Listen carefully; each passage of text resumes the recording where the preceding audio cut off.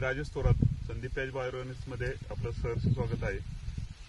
आपण आज आहोत वडगाव बांडे, तालुका दौंड, जिल्हा पुणे येथील तरुण शेतकरी निखिल भरत मेमने यांच्या प्लॉटवरती 8 साली ऊसाची लागवड आहे। आज 5 महिने पूर्ण झाले त्या लागवडीला। 4.5 फुटी सरी 2 डोळा पद्धतीने लागवड केलेली आहे। एकरी 100 टनाचं टार्गेट आहे। मागेही त्यांनी 100 टन ॲव्हरेज घेतलेला आहे। त्याचबरोबर या प्लॉटसाठी आपण पाहू शकता की कांडीची लांबी असेल, पेरेची जाडी असेल तर अगदी सशक्त पेरा आहे, लांबी आहे, फुटव्यांची संख्याही अगदी आपल्याला जे एकरी 40,000 ऊसा संख्येचं नियोजन करतो त्या पद्धतीने पूर्ण या प्लॉटमध्ये नियोजन झालेलं आहे। तर त्यांना आपण विचारूयात की आपण यासाठी काय काय केलेलं आहे, आतापर्यंत नियोजन कशा पद्धतीने केलेलं आहे। नमस्कार।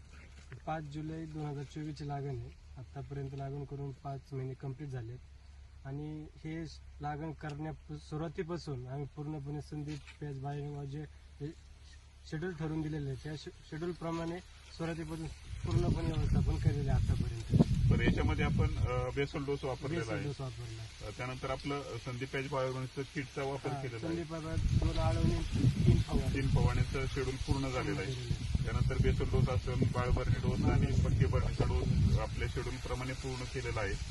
आपण पाहू शकता की ऊसाची जी पेरेची जाडी आहे, लांबी आहे, पानाची रुंदी असेल, या सगळ्या गोष्टी ज्या आपल्याला एकरी 100 टनासाठी लागतात त्या पद्धतीने पूर्ण नियोजन आहे। इथून पुढचे आपण अशाच पद्धतीने त्यांचे व्हिडिओ घेणार आहोत की आपण ऊस तुटेपर्यंत या प्लॉटचं सर्व मार्गदर्शन आम्ही स्वतः प्लॉटवरती येऊन करत असतो।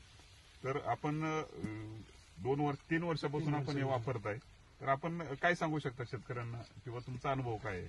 आम्हाला 3 वर्षापासून अतिशय चांगला अनुभव आलेला आहे आणि शेतकऱ्यांना या महागाईच्या युगात जर उत्पन्न वाढवायचं असेल तर कमी खर्चामध्ये संदीप पॅच बायोरेनिक्सचे प्रोडक्ट वापरून जास्तीत जास्त उत्पन्न मिळतंय, याचा आम्ही प्रत्यक्ष अनुभव घेतलेला आहे आणि शेतकऱ्यांनी हे भविष्यात वापरावं अशी आमची इच्छा आहे। म्हणजे तुम्ही जे वापरलंय तुम्हाला आता 3 वर्षापासून अनुभव आलाय, तर तुम्ही एकरी 100 टन ॲव्हरेज घेतलेला आहे आणि आता हा प्लॉट सुद्धा त्या पद्धतीने तसं तर हे ॲव्हरेज आम्ही आता 110 टनाच्या पुढे म्हणजे 125 टनाचं टार्गेट ठेवून आम्ही आता हे सर्व करतोय आणि ते निश्चित त्याच्यामध्ये यश यायला काय हरकत नाही। परंतु आता वातावरणातला बदल असेल किंवा बाकीच्या गोष्टींचा जर विचार केला तर परंतु 100 टन तर नक्कीच येणार आहे। तर धन्यवाद, आपण आपला बहुमूल्य वेळ देऊन शेतकऱ्यांना माहिती दिली त्याबद्दल।